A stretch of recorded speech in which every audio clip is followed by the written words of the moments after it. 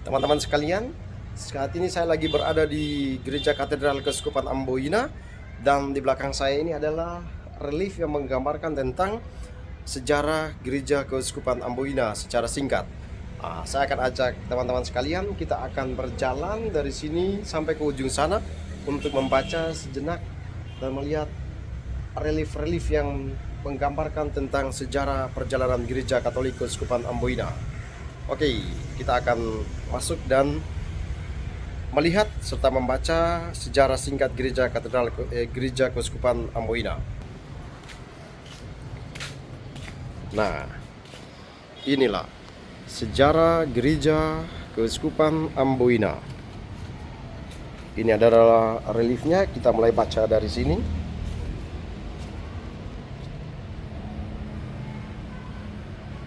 Pertama, pada tahun 1534, Gonçalo Veloso, seorang pedagang Portugis, meyakinkan beberapa penduduk desa Mamuai di Halmahera untuk memberikan diri dibaptis oleh seorang pastor di Ternate. Inilah awal gereja Katolik di Ambon. Oke.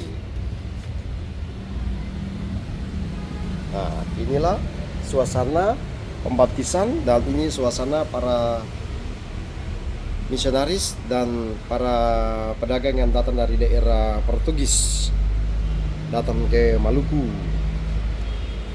Oke, ini adalah gambarnya. Dan catatan kedua, dikatakan di sini bahwa pada tanggal 14 Februari tahun 1546, Santo Franciscus Xaverius dari Malaka tiba di Maluku dan mendarat di kampung Hative, Jazirah Laihitu yang sekarang bernama Hative Besar. Nah, inilah gambar atau relief tentang perjalanan dari Santo Franciscus Xaverius. Di tahun 1546 dia tiba di Ambon. Nah, apa yang terjadi dengan Francis Xaverius? Nah, di sini dikisahkan kerasulan Santo Franciscus Xaverius mulai melakukan kegiatan-kegiatan kerasulan dengan pertama mengunjungi orang-orang Portugis di kubur pertanahan di Ukunalo, sekarang Rumah 3, Hunut, kampung-kampung lainnya di Manuel, putra Raja Hative, menjadi juru bahasa. Jadi ketika beliau datang itu ada juru bahasanya dan juga penunjuk jalan untuk mengunjungi orang-orang dari rumah ke rumah. Jadi waktu dia datang itu, Francis Xaverius datang itu, ada penunjuk jalan yang menunjukkan jalan bagi dia.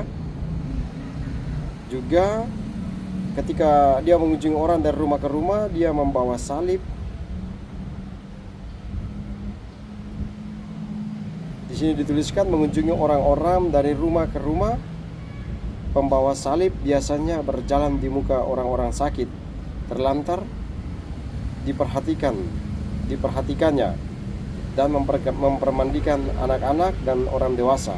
Ini adalah karya-karya. Jadi dia datang mengunjungi orang-orang sakit dan juga orang-orang tua dan mempermandikan atau membaptis warga masyarakat yang ada pada waktu itu. Nah, inilah perjalanan. Ini yang tadi dikisahkan. Jadi pembawa salib berada di depan. Nah, ini bagaimana Francis Xaverius dia mengunjungi orang sakit. Lihat, dia mengunjungi orang sakit, dan juga di sini gambar tentang Francis Xaverius dia membaptis orang-orang. Di sini Francis Xaverius dia mengunjungi orang dari rumah ke rumah. Dari sini dia merayakan Ekaristi. Lalu di sana juga dikatakan bahwa Franciscus Xaverius menyeberang Teluk Ambon menuju selatan, yang tergabung Ikatan Uli 5 dipimpin oleh Raja Nusaniwe yang bergelar Latu Sapulalang. raja 10.000 kapal. Nah ini perjumpaan dengan sang raja tampak seperti ini. Dan kemudian ada 7 kelompok kampung yang telah mengenal agama Katolik. Nah ketika pada tahun-tahun itu ada 7 kampung yang sudah mengenal gereja atau agama Katolik, yaitu Nusa Niue, Urimesing, Halong, Kilang, Soya, Ema, Hative, dan Hative. Dari 7 kelompok tersebut semuanya telah membawahi beberapa kampung. Dan dikatakan di sini bahwa di tahun 1538 seluruh kampung tersebut menjadi Kristen Katolik. Wow. Jadi dulu itu ternyata di kampung-kampung ini sudah menjadi kampung Katolik. Wow, berarti mereka sudah mengenal gereja. Nah, lalu di sini dikatakan juga pada bulan Juni tahun 1546 sampai ke awal Juli 1546 kunjungan ke Malaka Utara. Franciscus Xaverius tiba di Ternate awal Juli tahun 1546. Dalam perjalanan dia singgah di Pulau Buru dan Pulau Seram. Moro merupakan gudang makanan bagi kesulitan Maluku Utara, yaitu Ternate, Tidore, dan Jailolo. Nah inilah gambaran bagaimana Francis Xaverius mulai melanjutkan perjalanan ke bagian utara. Dan dikisahkan seperti ini. Wow, ada kapal, kemudian ada membagikan makanan. Nah sebelum kedatangannya Francis Xaverius di Maluku Utara telah terjadi pemberontakan orang-orang Kristen terhadap sultan-sultan. Nah ini adalah situasi yang terjadi sebelum Francis Xaverius datang. Nah ini adalah sebuah keajaiban yang terjadi di pantai Tamilau, Pulau Seram. Nah ini dia. Ini adalah gambar di mana salib dari Francis Xaverius digigit atau dibawa oleh seekor kepiting. Nah lalu kemudian dikatakan pada September tahun 1546 sampai Januari 1547 Francis Xaverius ada di Moro dan banyak orang mendapat pengajaran agama Katolik dan dibaptis. Karena agama, Pastor Simon Vaz dari Portugis terbunuh. Nah lalu kemudian di bulan April tahun 1547 Francis Xaverius kembali ke Ambon. Nah ini adalah perjalanan Santo Franciscus Xaverius. Dia ke bagian utara dan pada tahun 1547 tepatnya di bulan April dia kembali ke Ambon. Nah, lalu kemudian dicatat di situ juga bahwa di akhir April tahun 1547 sampai bulan Juli 1547 Francis Xaverius meninggalkan Ambon dan kembali ke Malaka. Oh, jadi di tahun ini kemudian Francis Xaverius ketika dia mengunjungi Maluku dan Maluku Utara, kemudian dia pulang kembali ke Malaka. Sebagai duta besar Sir Paus, ia diterima begitu baik di negeri Jepang. Nah, ternyata dari sini kemudian Francis Xaverius melanjutkan perjalanan menuju ke negeri Jepang. Tentu dengan karya dan misi yang sama, mewartakan kerajaan Allah. Karya kerasulannya begitu terkenal, semangatnya yang luar biasa itu mendorong Francis Xaverius untuk melihat daratan Tiongkok. Namun karena kesehatannya ia sakit sebelum melihat daratan Cina. Ia wafat pada tanggal 3 Desember 1552 di Pulau Sanchia yang berhadapan dengan Kanton.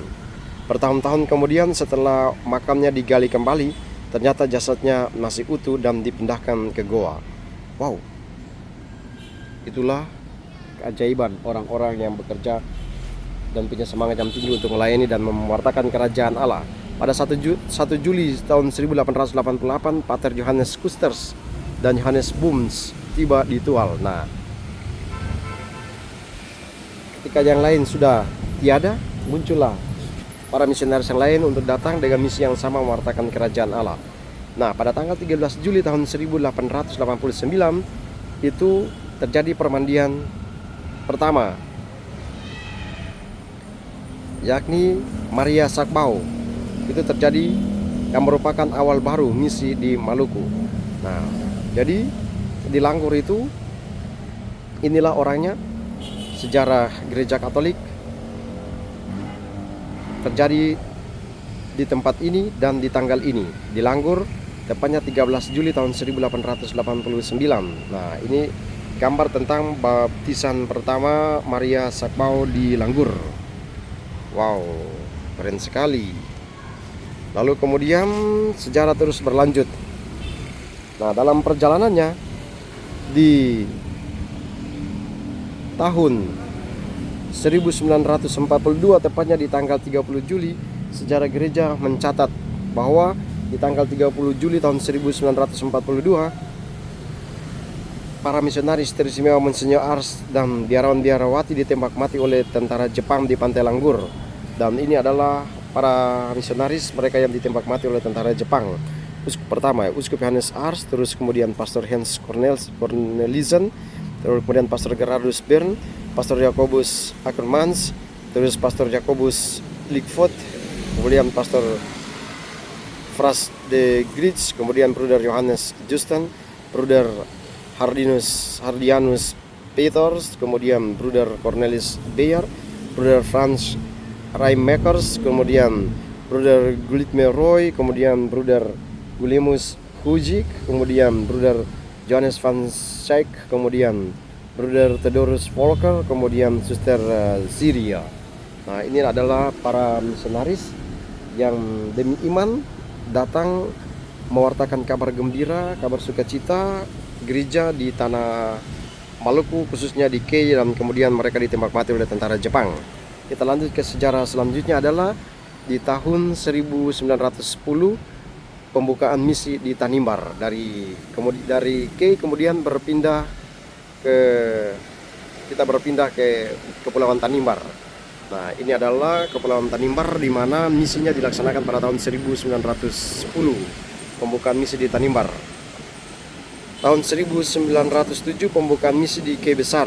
Oh, di Kei Besar juga terjadi di tahun 1907, mendahului Tanimbar. Nah, kemudian pada tanggal 25 Januari tahun 1961 Vikariat Apostolik menjadi Keuskupan Amboina. Tak lama kemudian Sedes Diosis pindah dari Langgur ke Ambon. Oh iya, jadi kursi kepemimpinan gereja dari Langgur dipindahkan ke Ambon. Nah, inilah para uskup yang memimpin, yaitu Monsinyur Johannes Ars dari tahun 1920 sampai 1942. Lalu kemudian Monsinyur Jacobus Gren pada tahun 47 sampai 65, Monsinyur Sol 65 sampai 94, lalu kemudian Monsinyur PC Mandagi 99, lalu kemudian sekarang adalah Monsinyur 94, lalu kemudian tahun 2000 sekarang adalah Monsinyur Senongutra. Oke, nah inilah para uskup yang memimpin. Nah, inilah sejarah singkat misi Gereja Katolik di Keuskupan Amboina yang digambarkan lewat relief-relief yang sudah dilihat tadi. Nah, teman-teman sekalian, ini adalah Gereja Katedral Keuskupan Amboina. Nah, memiliki sejarah yang sangat panjang seperti yang sudah kita bacakan dan kita lihat tadi. Wow, terima kasih sudah berkunjung dan sudah melihat, sudah mendengar sejarah Gereja Katolik Keuskupan Amboina.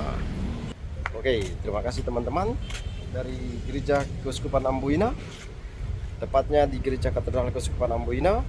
Kami mengucapkan banyak terima kasih. Semoga informasi ini membantu teman-teman sekalian untuk memahami tentang proses perjalanan iman Gereja Katolik di Keuskupan Amboina. Terima kasih, salam dari kami, Robo Tinuhan, Rama Budi. Terima kasih, berkah dalam.